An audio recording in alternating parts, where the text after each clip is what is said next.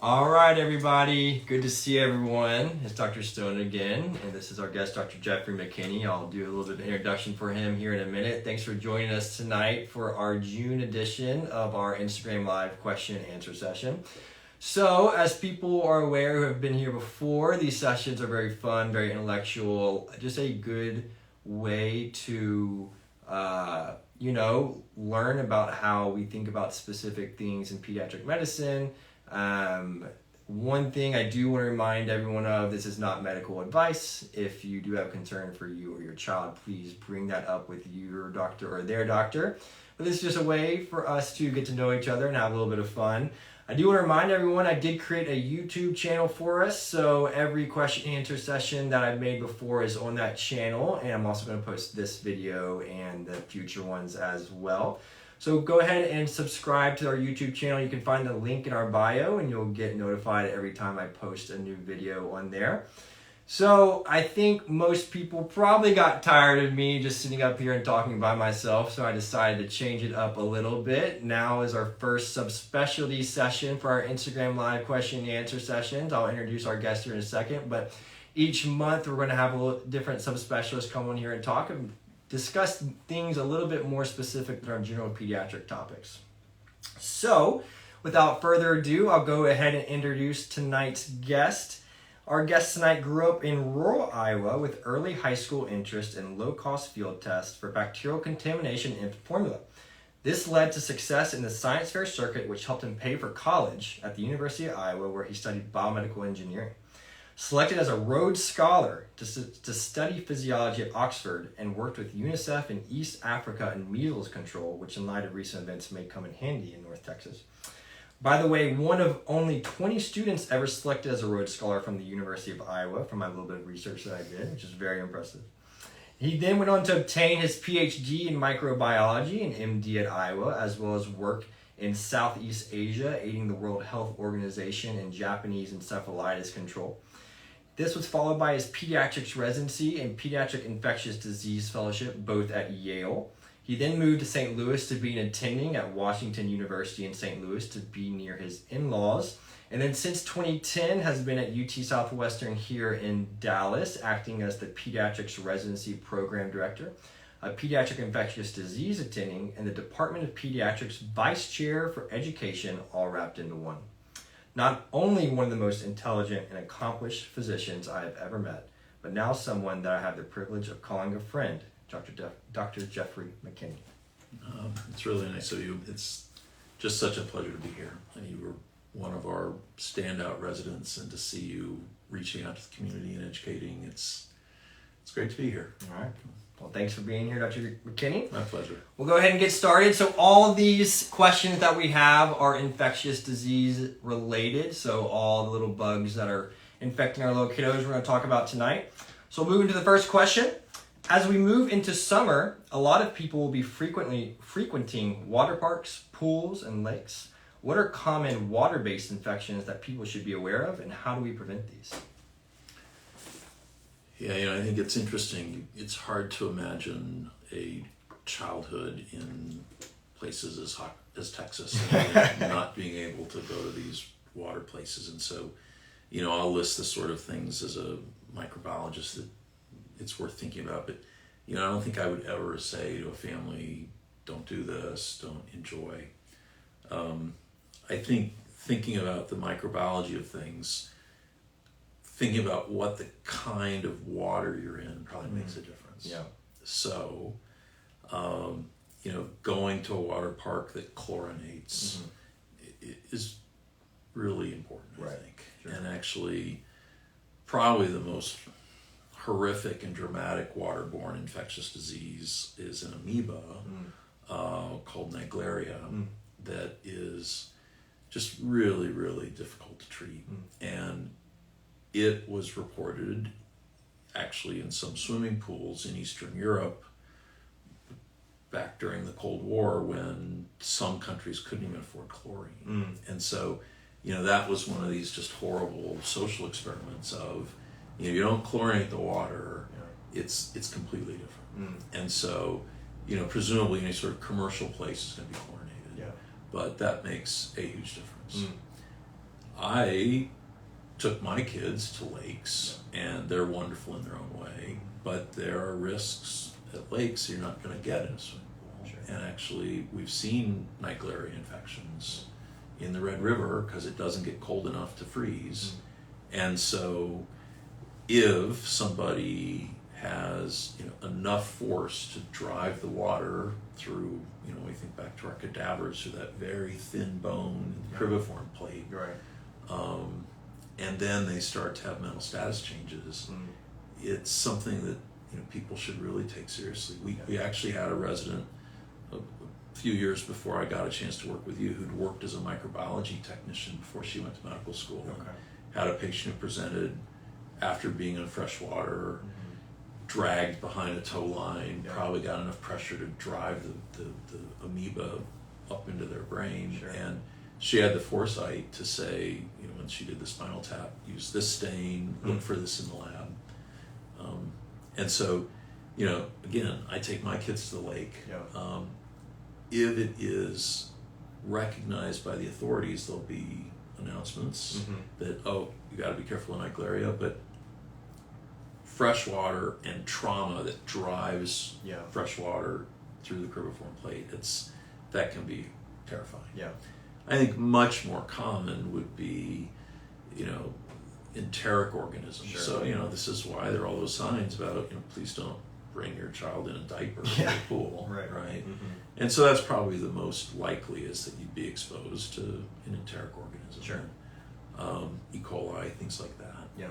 And then now and then, particularly for people who have suppressed immune systems, and more we have patients who are on immunosuppressants for good reason. Yeah.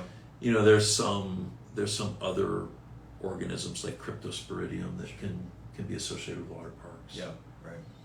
And I think in general, when do you go and see your doctor? Well, you've got diarrhea you can't explain. Yeah. If you have mental status changes. Sure. Right. But I grew up around a pool and taught swimming lessons and was a lifeguard. Yeah. I'd never say you shouldn't enjoy going to the pool. But, Right. And then we may talk about vaccines as part of this discussion, but Sure. my dad remembers being locked in his house by my grandma in Des Moines because of polio. If polio comes back, that's how people got polio. Right. It's an enterovirus, it's shed in the stool. Yeah. And, this idea about going swimming in a shared swimming pool, if polio comes back, it'll be terrible, because that is one way to transmit polio is through shared pools. Interesting. Awesome. All right, that's great. Thank you. Well, and I don't want to be anti going to the pool, Yeah. but those are the sorts of things to be aware of. Yeah, no, that's really, really thoughtful. All right, next question. Everyone has experienced taking amoxicillin for strep throat, had their symptoms resolve, and then a couple of days after completing antibiotics had their symptoms return. What is the leading theory of why strep returns after completing appropriate antibiotics? Yeah, I thought this was a great question, and the honest answer is I'm not sure. As I think about strep throat, it's confusing because there are people who are just carriers for strep throat. Sure. And you've probably seen this in your practice. There's a point where you just know a child has strep throat or has strep in their throat, Right. but doesn't really have strep pharyngitis per se. Sure. And there's a point where I think people just have to accept that, well, this child is colonized with streptococcus, but it's not causing a disease. Sure. And then your question taken head on about, okay, let's imagine that somebody has strep throat and you believe it's strep throat, and then they get appropriate therapy. Why don't they get all better right away? And I don't know. I remember having strep throat as a kid and going and getting a shot of penicillin, and a lot of the symptoms did get better pretty quickly. Sure. Right. The fever got better pretty quickly. Yeah. And I felt generally better pretty quickly. But sometimes you still can have throat symptoms and feel bad. I guess it seems to me like there may be two broad possibilities biologically. One is, well, maybe it wasn't strep at all. Right. Yeah. And so, the reason it's not better after treating strep is, well, maybe they're colonized by strep, but they don't have strep disease. Right. And so then, of course you're not going to get better because that's not their disease. Yeah. Right. And then the other is, not to get geek out too much in microbiology. And my son, who I love dearly, says, I sense a Socratic moment coming. But when I think about strep and how it makes you sick, it's a lot of toxins, right? A lot of the virulence factors in strep, right? It's not necessarily that it is replicating and spreading through your body, although it can do that too. But it's got all these different toxins, and you can even get toxic shock from Group A strep. Sure. And so it has those toxins, and superantigens, a certain subtype of toxin. But if you look at the genome of Group A strep, it's loaded with toxins as virulence factors. Yeah. And when you're treating a bacteria that's elaborated toxins, even after you kill the bacteria, sometimes the effect from the toxins persists. Sure. Right? Yeah. And so if you've got somebody who's got bacteria in their bloodstream, and you clear that bacteria, you've seen them in the hospital. They look so much better so fast. You think we've turned the corner. Yeah. Or some other things, including toxic shock. Yeah. You clear the infection or you remove the source of the infection, and they're still pretty sick for a while. Correct. And so if I had to guess, the simple model, the analogy is, after you hit your thumb with a hammer, it's still swollen after you stop hitting it. Yeah. But toxins can be kind of like that. Yeah. And so I don't know. And there are times I've had patients where I've thought, did you take the medicine? Or did you take the medicine and you threw it up, you didn't really get it? Or do you have an abscess back there? Yeah. But this idea about treating strep throat and then not having it get all better at a time, I think, for me, raises two sort of broad categories. One is, maybe it wasn't strep in the first place. Yeah. And it was on the swab, but they're just colonized, and it's not actually causing the disease. And maybe the other is more along the lines of, we know that strep has toxins that tend to be the virulence factors. And even after you kill the bacteria, the effects from the toxins can still lag. Sure. Some people think that George Washington, this is before we could even culture things, of course. And I'd like to say, George and I went to high school. But when you think about historic descriptions of things, sometimes it's interesting. And some historians think that George Washington died of a thing called quinsy, which was probably really, really bad pharyngitis inflammation. Interesting. And we don't know what he had, but one theory is that he may have had really bad strep throat that then invaded and worked through some of those tissue planes in those fascia. Sure. And head and neck anatomy has a lot of places where things can go. But I think for most folks, if you give them the appropriate antibiotic, penicillin or amoxicillin, doesn't surprise me that they might have a few days where they're not completely back to normal. Okay. I don't know. Have you ever had somebody where then you've been burned because it was burrowing or it was a retropharyngeal abscess or something? You got to take head and neck infection seriously. Yeah, I agree. I've had a couple. I remember one in particular kid who came in and had strep throat, treated, and then a few days later was not really improving. Came in and he could not move his neck, and that was pretty obvious. I was like, "You have a retropharyngeal abscess right there," and obviously it got drained and all those things. Yeah, but no, it's interesting. I agree. I think there are patients where it's a slam dunk strep pharyngitis. You treat them, they're usually feeling better within 24, 48 hours, and then similar kid may come in but may have a little bit more URI symptoms, and you treat them and they don't necessarily feel great all the way, and that may be a case where they may be colonized but just maybe have some type of respiratory viral infection. Yeah, I wonder. Yeah. And I think, in terms of talking through families, which, your job takes a lot more nuance than mine. You're doing a lot of this over the phone, and where my patients are almost all admitted and they're right there. Yeah, right. But when I think about somebody turning the corner in the wrong direction after a strep pharyngitis, if they start holding their neck a certain way, or if they're not just saying, my throat still hurts, but they won't swallow, or they're drooling, or they start to posture in ways that suggest their airway may be in trouble. Yeah. Well, then it may be that the strep's starting to burrow. Yeah. And that's a completely different situation. And that, to say, I think that's a toxin. That's not a toxin. That's a dissection of tissue of organisms, right? And I think that difference would be the sort of thing that, talking with parents about, well, how's she or he doing? Yeah. That'd be a big branch point for me. Still a little sore throat, I'll give you that. Sure. But, holding your neck stiff or not being able to swallow, then, sometimes it actually can invade. Again, not to be an alarmist, but just sort of thinking about, well, what's the worst that can happen? The Muppets, the guy who invented the Muppets, he died of group A strep fasciitis. Really? It can get into muscles and really rip. Right. But a sore throat, but still able to swallow and move your neck. Yeah. I don't think I'd panic about that, but that'd be the sort of warning I'd give folks. Yeah, that's good. Excellent. All right, our next question. So, what are the recent trends of new COVID variants? Are we moving towards less virulent strains? Yeah, this is really interesting. So, one of the, we've all been through so much COVID, and maybe people are just tired of this, but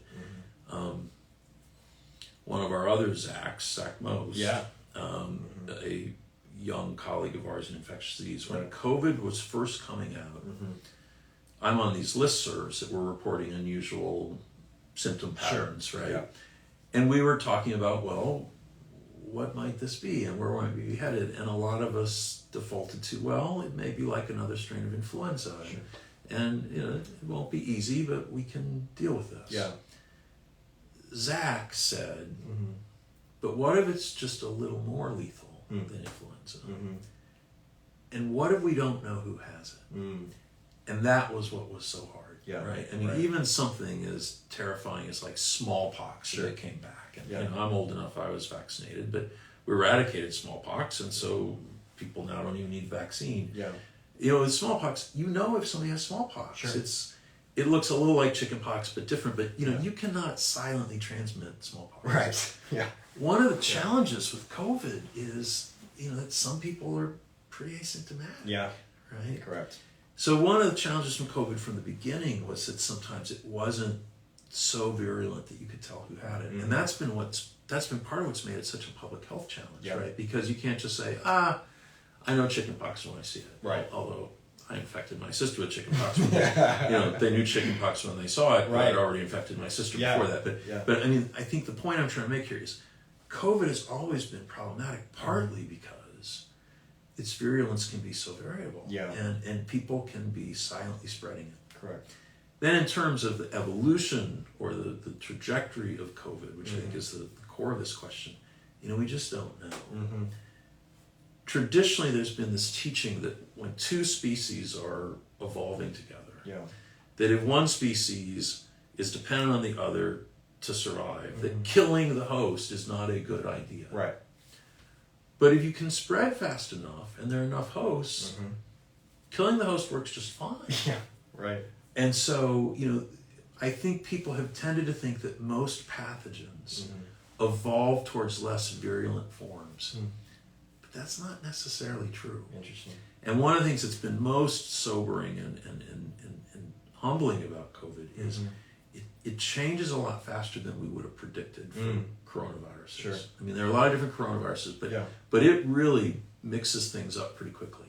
All that to say, I think that the fact that so many people have been vaccinated and a lot of people have been infected, if we look at what happens in the next 5 years and say, well, that wasn't as bad as the 5 years we just lived through, I don't think I would default saying, see, organisms get less virulent. I think I'd say, see, humans got vaccinated or are protected. Because they're really, this idea of, evolution always leads to less virulent strains, it's not true. Not always the case. Yeah. It's not true. Yeah. And especially with things that can be transmitted from people who are horribly ill. Right. Which, that's a viable transmission pathway. Right. Things like Ebola and hemorrhagic fevers, they haven't gotten less virulent. Right. Because they just explode on people. So I wish that I could say, just be patient. Yeah. Pathogens evolve towards less virulent forms. But I think that's sort of an oversimplification. And there are some that have. Yeah. But there's no intentionality here. Right. It's this random genetic variation, and Yeah. all that matters is, can you spread? Yeah. And you could imagine cases where a more virulent form might spread more. Yeah. Right.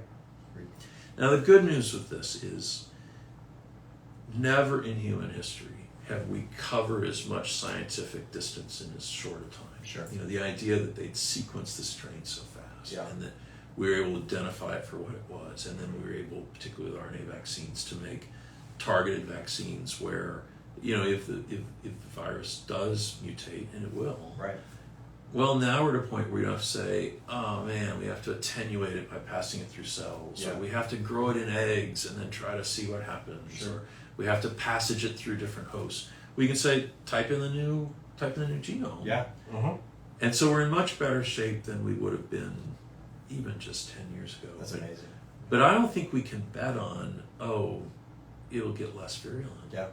No, that's really interesting. And it's interesting, I think a lot of us were taught that, well, for the most part, Right. you don't kill your host. Right. Yeah. And so, you should evolve to something that doesn't Yeah. do that. But I don't think that's universally true. Yeah. And actually, we've been through some waves of COVID where we thought, okay, now it's going to be better. It's right back at it. New strain came, and Yeah. it was more virulent. Right. Well, we'll see.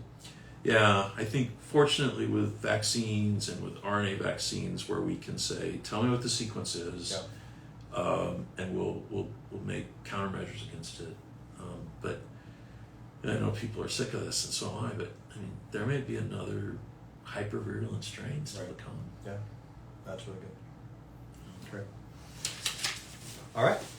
Next question. Is there an age group in which risk of COVID vaccine-associated myocarditis is higher than disease-associated myocarditis? So essentially asking, is there an age group or a gender that the risk of the COVID vaccines outweigh the benefit of preventing the myocarditis?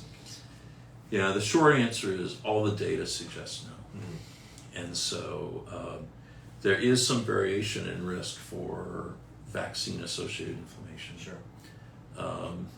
And for a while, for example, it seemed like males in a certain age group were more likely to have inflammation related to COVID. And so then the question was, well, how does the vaccine fit into that? But in studies where people have compared the relative risk of, well, what would happen if you got the vaccine versus what would happen if you got the virus, Right. There's never been a group where the smart, safe approach would be, no, you shouldn't get the vaccine, because the risk of the virus causing the myocarditis is higher in every group. Every group. Sure. The relative benefit, Yeah. like a lot of health maneuvers, is different for different folks. Of course. Right. You can imagine somebody who had pre-existing heart conditions Yeah. where, if they got the virus, it might just be over. Yeah. Right. And so, those would be the folks that, you really want to have a conversation with and say, look, I'm worried about you already. Right. What happens if you get an additional viral inflammation on top of your already, vulnerable heart? Yeah. But the short answer is there's nobody for whom the risk of the vaccine is higher than the risk of the virus. Great. Awesome. All right. How has COVID changed the seasonal variation of other respiratory illnesses such as flu and RSV, and why is this the case? I think from an anecdotal perspective, especially in I was in residency when COVID hit, and first couple of years afterwards, it kind of threw off all of our respiratory illnesses. It seems like we're getting a little bit back into the swing of things, but what has changed, and why do you think that's the case? Yeah. It used to be that pediatricians sort of brace themselves for just really hard winters, Right. And so do families with kids. It's like, winter's hard. Yeah. And then we said, it's summer's going to be school physical. Sure. Summer's going Right. summer's going to be another kind of work, Yeah. but not so much viral. Yeah. And the last couple of years, you may remember Maeve Sheehan, who's one of our joint colleagues, and she said to me, seasonality's gone. We're starting to see some return of some seasonality, but I think in terms of the whys, I think that we're still playing catch up. So you had 2 or 3 age cohorts of kids who, so that we could survive the pandemic, we isolated. Sure. And they would have had 2 or 3 years of getting these other respiratory viruses. Yeah. And they didn't, because actually masks work. Right. And so then we had this group of pretty much unexposed young kids. Sure. And then as we returned back to normal activities, then all these viruses were circulating like crazy. Crazy. Yeah. It's not quite as dramatic as some of the historical descriptions of things like measles epidemics on islands. Sure. Where, everybody would get measles all Right. at once because it'd come through and just rip through the population. But, the degree of isolation we've gone through is not completely dissimilar to, what it's like to grow up on an island where, you're isolated. You don't see stuff until it gets introduced. Yeah. In this case, I think you're probably taking care of, 2 or 3 annual birth cohorts that they're playing catch up now. Mm-hmm. Yeah. And actually, some of them come to my clinic. Right. And my thought process is, okay, does this series of infections add up to maybe there's something wrong with your immune system? Right. And almost always, Yes. the answer, I think, is we're playing catch up. Yeah. That makes a lot of sense. Yeah. And it'll be interesting to see if we get back to that sort of winter-summer variation. Right. I don't know. I think there'll be some things that COVID's changed forever. Yeah. I think eventually, if I had to guess, we'll get back to some more seasonal pattern. Sure. My other job is residency program director. I mean, I feel horrible because we've just sick call has just cannibalized our other experiences. Right. Coming and do an elective with you or something. Yeah. Right. And so, because we used to say, okay, a lot of people get sick in the winter. Right. Not too many people get sick from viruses in the summer. Right. Mm-hmm. Both patients and doctors. Yeah. Right. And now. Yeah. And then I think the other thing that's happened is people probably take respiratory symptoms more seriously. Yeah. Agreed. Which is probably for the best. Sure. Yeah. But yeah, I'll be curious. Probably, practices like yours will be the index examples of, okay, the seasonality's back. Yeah. Right. I mean, I think that it'd be interesting if I was running the CDC and trying to get an idea about how things are going. I'd work with practices and say, tell me who's coming to the sick visits. Yeah. And what do they have? Right. How old are they? Yeah. And what? It's June and you got that many people with that presentation. But Right. I think that if I had to guess, we'll get back to some seasonality. Yeah. But I think we're probably still playing catch up with immunologically naive kids. Yeah. I agree. I saw 2 or 3 RSV cases the past couple of weeks, which is pretty remarkable for June when they will be out of school. Oh yeah. I think it's what used to be curves like this are now just kind of flatter and broad. Yeah, exactly. All right, great. So we'll move on to the next one. Is there any current research or development of a future RSV vaccine? Yeah, so I usually watch the FDA sites.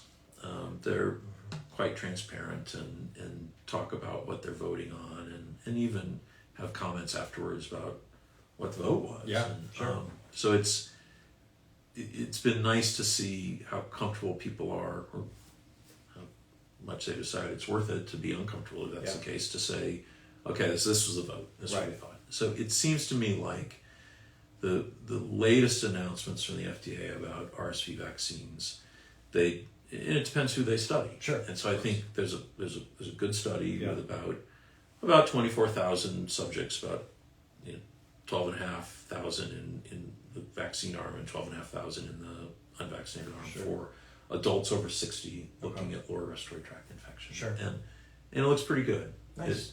I'm not quite 60, but when I get to be 60, that's a vaccine that I think I'd say, yeah, sign me up. Sure. Sign me up. Yeah. And then there's a new approach for kids that is, I think, innovative, which is studies to vaccinate the mom. Interesting. That then develops an immune response in the mom. Yeah. And then the antibodies that she produces, the immunoglobulins, get transmitted across the placenta. Right.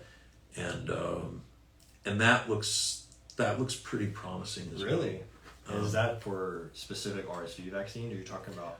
generically vaccine like mRNA versus all the other types? Well, I think this particular study is looking at RSV, and it seems like a creative and reasonable and thoughtful approach, right? Because, well, who gets RSV and gets really sick? It's babies. Yeah, right? exactly. And so this may be a way to get them protection they need at exactly the time they need it. Right. And then there will probably, if that takes hold, then there'll probably still be some kids, depending on when the vaccine schedule is for moms, but if you're born premature, you're at higher risk for RSV causing problems. If you're born premature before, say, the third trimester, then you don't get much placental transfer moms immunoglobulins. And so, it may be that we'll live to see a day where this approach of, okay, let's vaccinate the mom, get protection to the baby, there may be still some, even if it's a highly effective vaccine, that we say, well, just didn't get enough. You're preemie. Yeah. And A, you have more vulnerable airways, and B, you probably didn't get immunoglobulin from your mom if you were born that early. So they'll probably, my hunch is there may still be a place for some of the other approaches that we use for vulnerable kids, like infused immunoglobulin. But it's been interesting because for years RSV was just a tough nut to crack in terms of vaccines. Yes, there was, if I'm not mistaken, you can correct me, there was a previous RSV vaccine that worsened outcomes. Is that correct or not?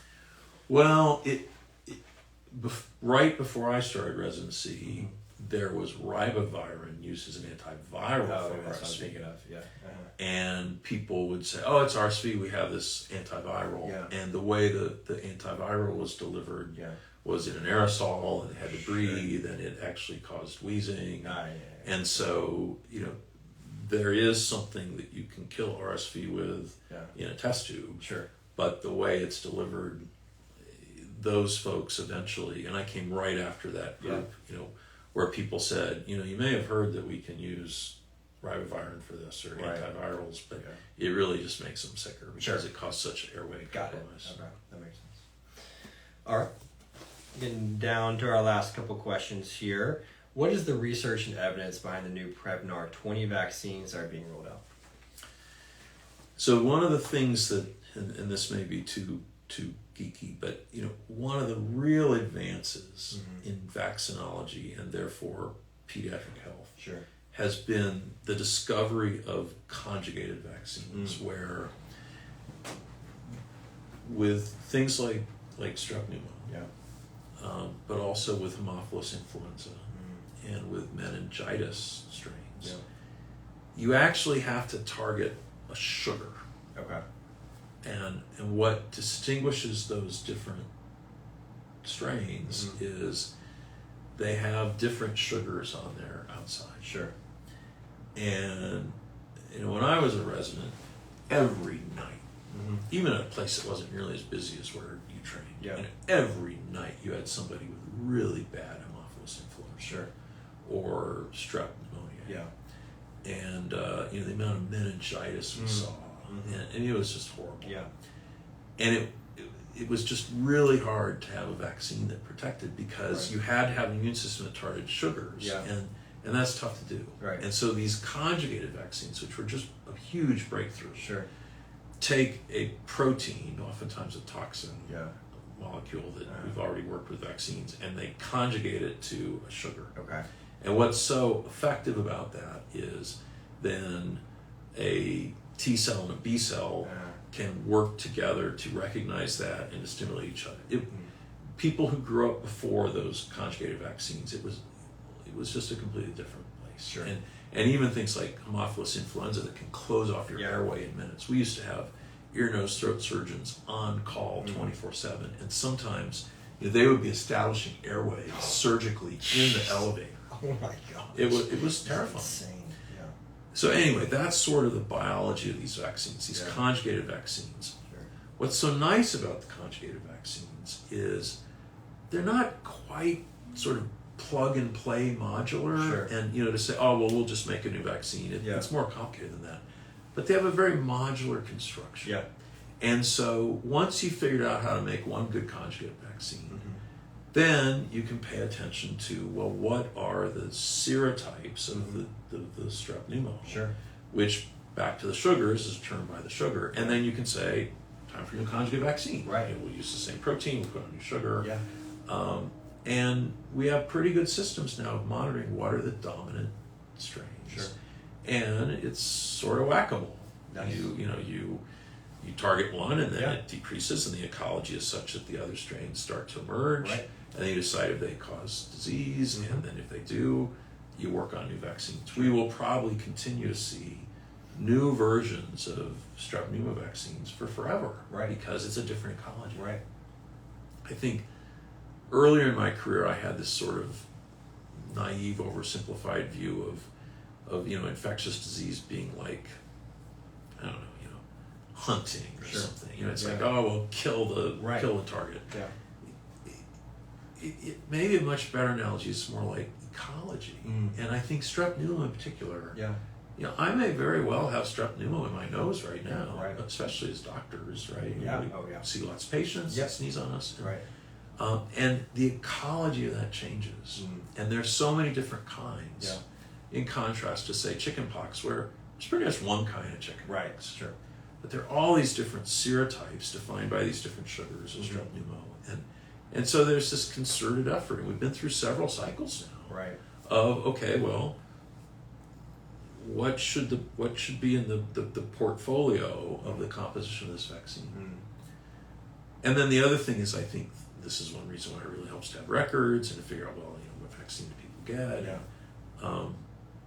But we're always going to be playing some degree of catch up, but at least we have the tools to say, well, to what do we need to catch up? And then now and then a strain will emerge that is a different serotype and is also more virulent or more resistant. Sure. But there are good systems at tracking that, I think. Yeah. Awesome. That's great. All right. We're here at our final question. What is the evidence behind return to school / daycare guidelines for the common cold? Most places have a 24-hour fever-free policy. Is there any evidence behind this? Yeah, so I learned a long time ago not to get in a fight with school health officials. Because they're running their school and they're trying to take care of things. Yeah.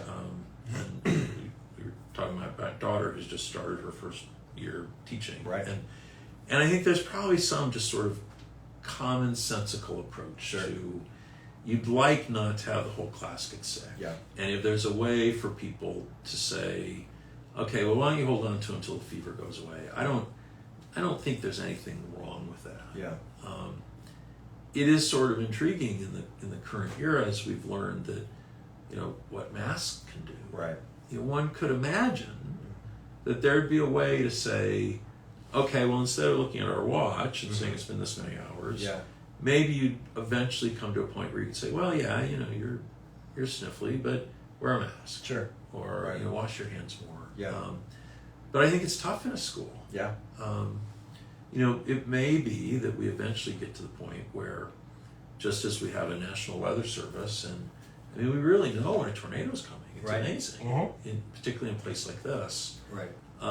We may have like a national infectious service where you look and say, okay, my child's a second grader, and we know right now that we seem to be in a hotspot of transmission for this, and maybe we'll do home swabs like we did with COVID, and we'll say, okay, it's this. Sure. That takes a lot of money, a lot of tracking, and so the short answer is, I'm not going to tell a school that they have to take a kid back to school for a certain amount of time, but I'd hazard a guess that maybe more important than their fever is, do they wash their hands?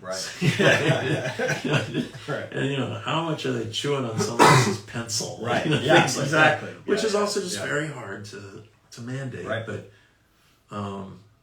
it helps to have a nice relationship with your teacher and your school nurse, and for them to have an affiliated school doctor. Sure.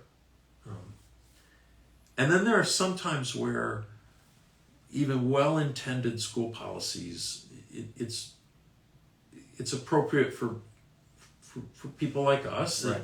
hopefully are, part of the community and rational and scientific. Now and then school policies can have unintended consequences. So for example, there have been cities, including Kansas City had a great example of this, where there was enough Shigella infection in the community that then there were these prohibitions to, you can't come to daycare. Sure. And either people got desperate or the rules were just a little too stringent. Okay. And what happened was then people went to another daycare. And so I think people that are setting up rules-based systems for childcare and schools, now and then being overly stringent will just drive it underground. Yeah, right.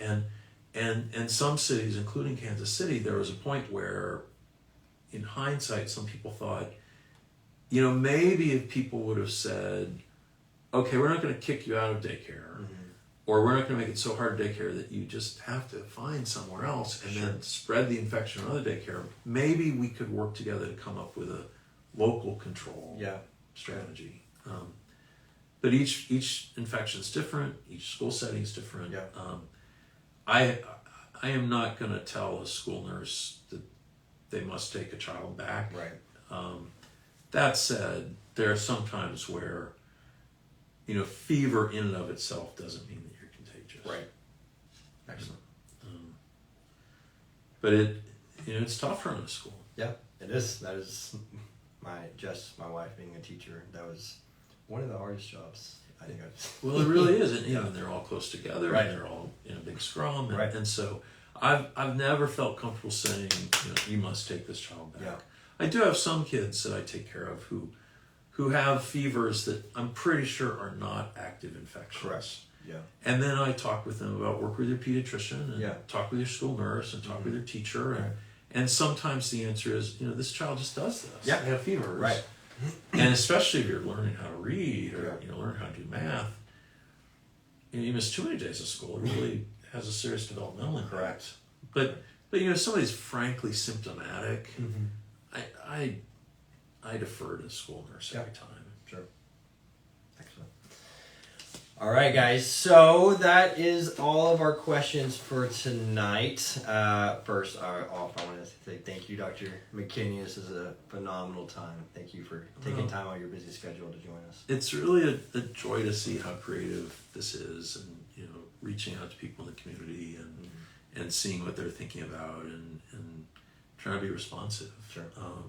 You've always been a great communicator, and whether it was working with other residents or nurses or people calling in kids to come to the hospital. I mean, this all makes sense to me, but it's still really impressive. Awesome. It's really nice, and it's an honor to be part of this, and joyful to talk with you again, including about some things that, we're not exactly sure, but we have a certain amount of evidence, and this is what we'll follow. And hopefully it'll change. Hopefully it'll change for the better. But this has been great. Thanks so much. All right, guys. So that's going to wrap up tonight's session. We will have a July session as well. We're going to invite Dr. Karina Ramirez. She is a pediatric gastroenterologist, GI doctor at Children's, and one of my former mentors in residency. So I'll let y'all know the date for that here in the next few weeks. I'll let y'all get y'all's questions in at that time. And for our subspecialty sessions, we are not going to be taking live questions. We're only going to be taking pre-writing questions. So whenever I post the notification about the future sessions with the GI doctor, and then hopefully more subspecialties come, please make sure to get y'all's questions in before the session by messaging us on our Instagram page, and I'll get those in. And other than that, guys, thanks for joining us tonight, and I will make sure to post this video not only on our Instagram page, but also on our YouTube channel, and we'll see you next time. Goodbye.